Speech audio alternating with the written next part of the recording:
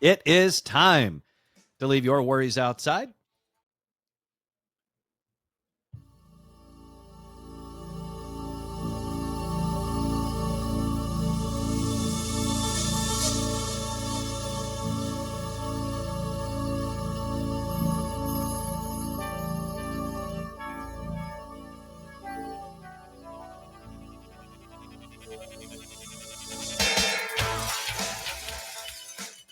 It is time to leave your worries outside and laugh with us inside the Treehouse. I'm Dan O'Malley, along with Raj Sharma and our YouTube guru, Mr. Trey Trenholm.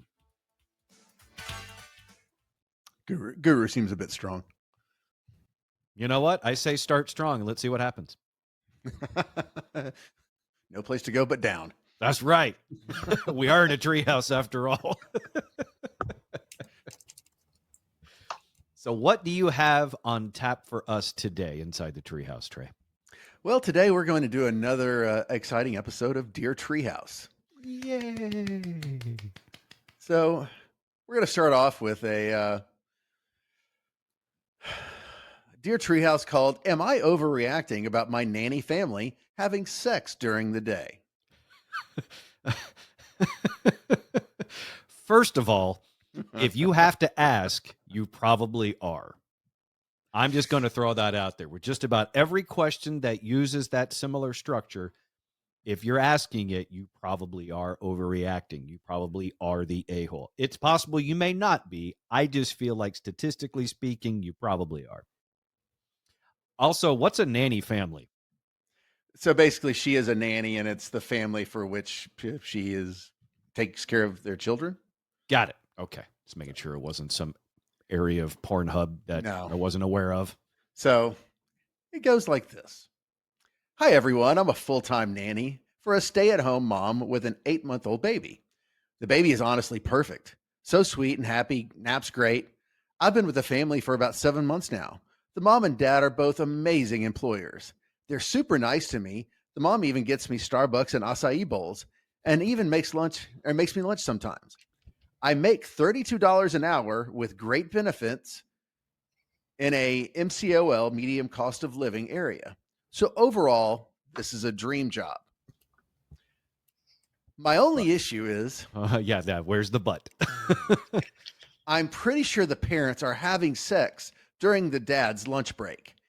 Maybe every day or every other day. They go to the room and I never see anything inappropriate, but sometimes I hear what I think might be the bed moving. It's not loud or anything, just enough to make me realize what's going on. Afterward, her hair is messy, clothes changed, that kind of thing.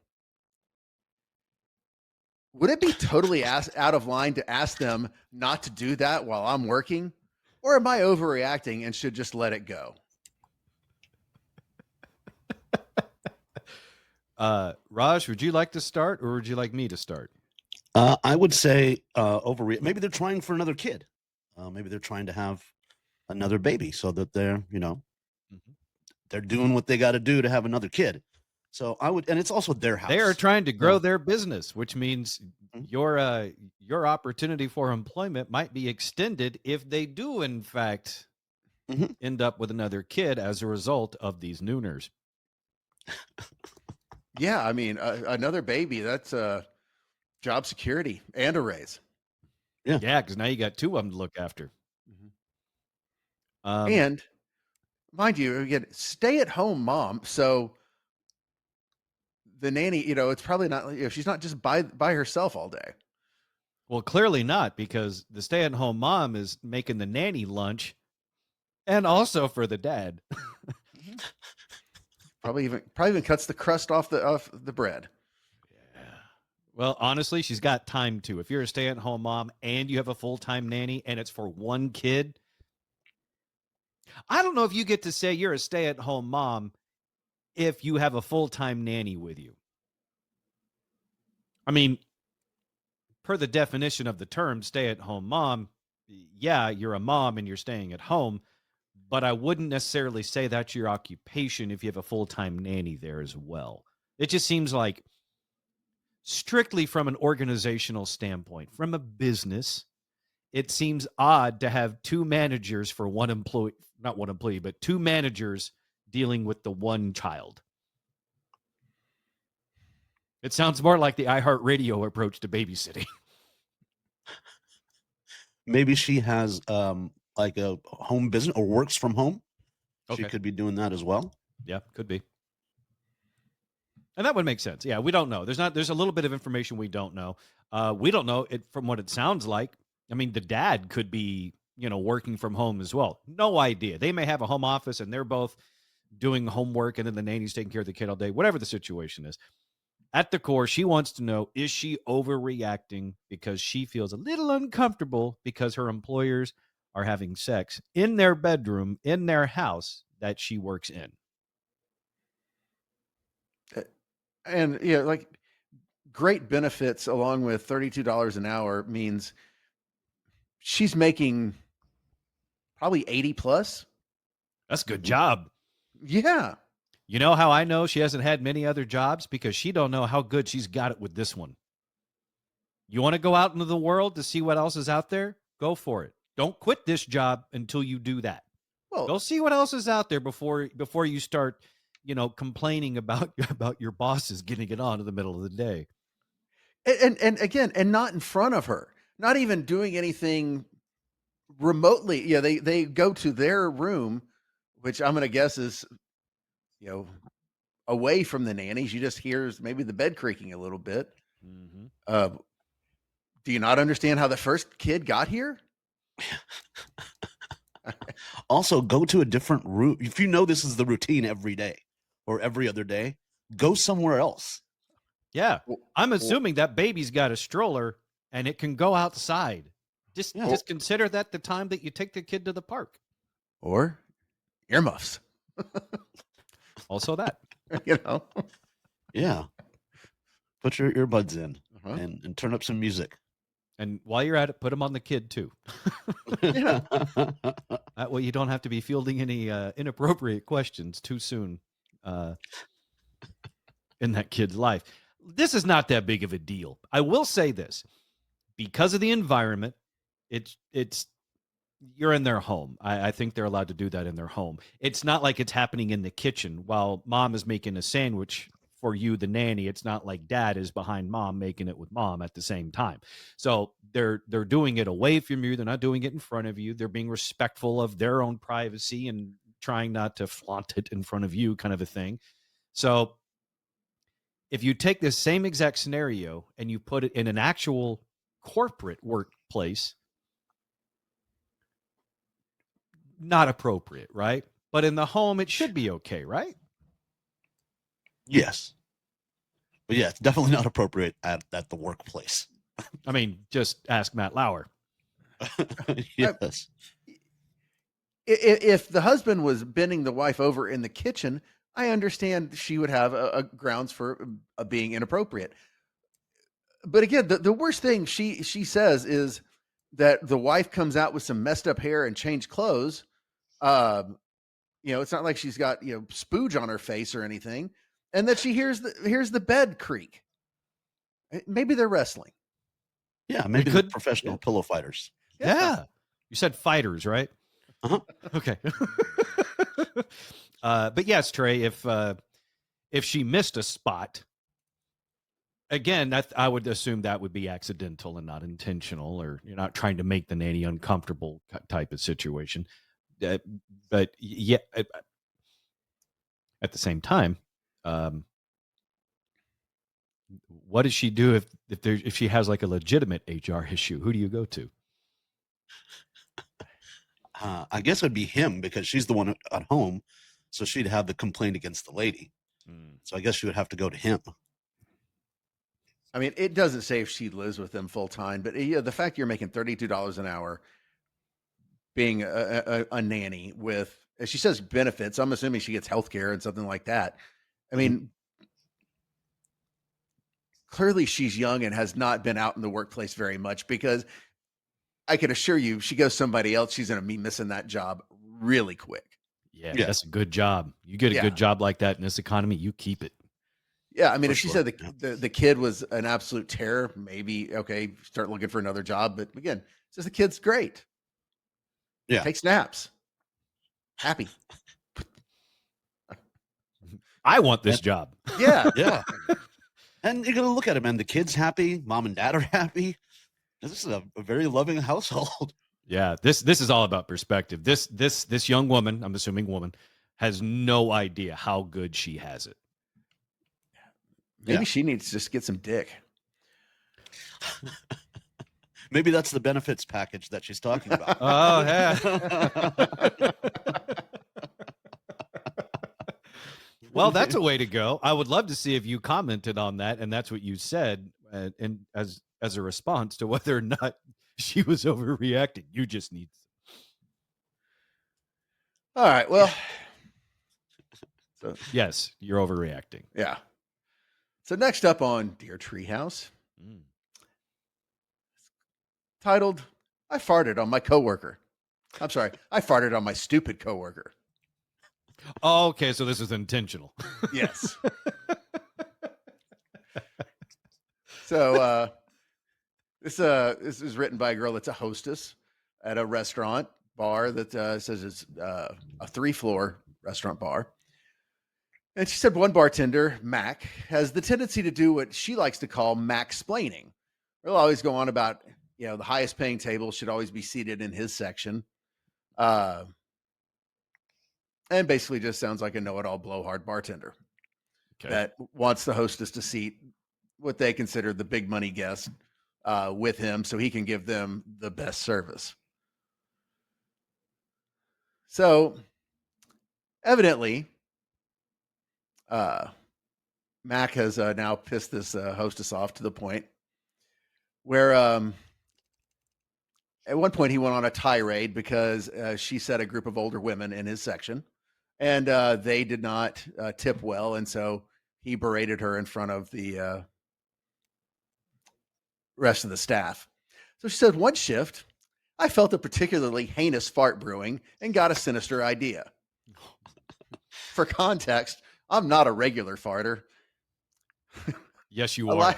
A lifetime. Yes, you are. Yes, you are. If you describe it in that manner, and the fact that it's a particularly heinous one, just brewing, the difference between a normal toot and a heinous one, just by feeling it in your gut, you're a regular farter.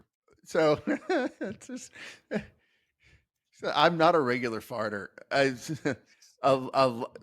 it didn't mean like she's not saying like she does it on a regular basis.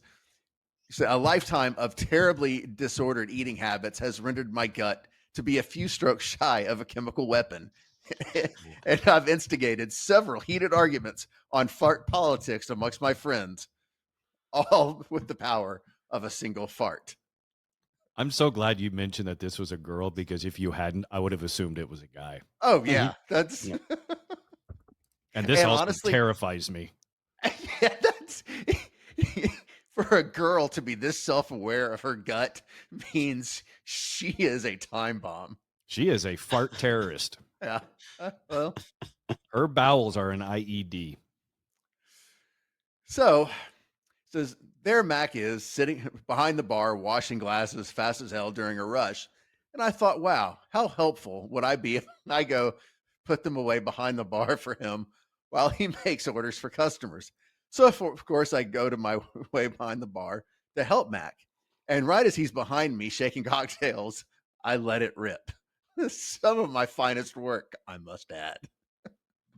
I realize I'm not supposed to feel bad for Mac in this situation, but knowing everything that you've told me about this young woman, I actually do kind of feel bad for him, even though he's a grade A jerk. Because he had no idea how unmatched he was in this tete-a-tete. So I peeked over to Mac to see if he'd been caught in the radius, and sure enough, there he is he's just with his face twisted in sheer disgust. It's kind of like the beginnings of the VX poison gas in the movie The Rock with Nick Cage. It's like once his face starts to bubble and he spits out his own guts, that's how you know she was there. To make matters worse, There were two pretty girls seated across from him at the bar, seemingly clear of the nuke zone. As I was fleeing the scene, I caught Mac trying unsuccessfully to keep his cool in the midst of the stench while attempting to chat up these girls. Oh God. See, if it, the girl has a sense of adventure, but the sense of humor would have been to just as she let it go, at one point, just go, "God damn, Mac," and walk away. Look, any good terrorist has a patsy. Yes. The satisfaction of that moment led me to get a little carried away, and I started systematically targeting Mac whenever I needed to fart on shift. Oh my God. One time, I even made myself a protein-packed green smoothie to up the impact after a Wow. shift where he'd been particularly menacing. When I saw Mac frantically talking to a manager, pointing at the open drain under the bar and checking the fridges for milk spills, I knew I'd gone too far. She is a walking biohazard. Oh my God. Yeah, when your farts are so if bad, you people weren't- think there's a sewage backup. Then there's a problem. That's yeah, because there's nothing when you're behind the bar and you know when one of the drains is backing up, it lets out. I mean, that sewer smell is foul, Uh-huh. and when you're ripping them, and they're checking for rotten eggs and milk and sewer backups. If your Yeah. poop tube resembles anything remotely close to a commercial grade actual sewage line, I think she should go check out. She needs to see a doctor. Yeah, she needs to go see a gastroenterologist and figure out what's going on there. Well, the fact that she knows there's certain foods she can eat and when to get maximum impact. I mean, I don't know whether to be just completely disgusted or a little impressed. I think you can be both at the same time because I am. I hope that I never cross sabers with her. I'll put it to you this way. I hope if there's ever any sort of a world conflict again or the inevitable second civil war in the United States, I just hope I'm on the side that she's on because she may turn the tide. It's clever though. I mean, I would have never thought to do that. Like I said, in all of my 50 years, I never thought to, you know what, this guy's pissing me off. Time to fart on him. Yeah, because you have to be careful because if you decide to weaponize your backside, it could backfire because Yeah. you may try to smoke them out, but then you may end up, Letting it loose. letting it loose down your own leg. Well, bartenders are notorious for doing like walking out from behind the bar and either doing it to a server or customers or whatever. But the fact that it's a hostess doing it to a bartender is really quite funny. And there's one other aspect that we need to point out here. Girl farts are worse than guy farts. It's just science. I don't know the science behind it, but it's science. Kind of like how cat turds are worse than dog turds. There's just a different level of sour smell to it. So, with no tweaking whatsoever, I firmly believe that there's the guy toot and the girl toot is more severe. Mm-hmm. She is now adding in recipes to make them even worse. I mean, I still have nightmares about going into my grandmother's bathroom after she had been using it. And that's a smell I can never get out of my nose. And she wasn't weaponizing it. That's just, cuz she just whatever she ate that day.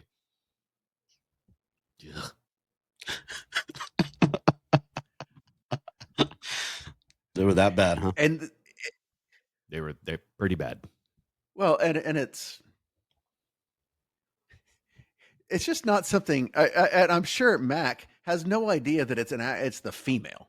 Like, I mean, I'm sure he's probably looking at there's another male bartender, something like that. The last one you would expect, The cute Yeah. female hostess. the cute hostess. The person, it's always the person you least expect. Yeah.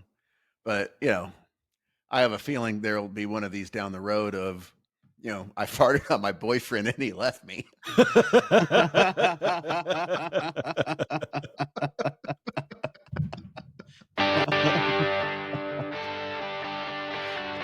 Oh, another fine edition of Dear Treehouse. Thank you, Trey. For all things Treehouse, go to treehouseonair.com. Be sure to listen to the Treehouse Show podcast, available everywhere you get your podcasts, including Spotify, iHeartRadio app, Apple Podcasts, and more. Also, be sure to like and subscribe right here on YouTube. We appreciate it. We'll see you next time right here inside the Treehouse.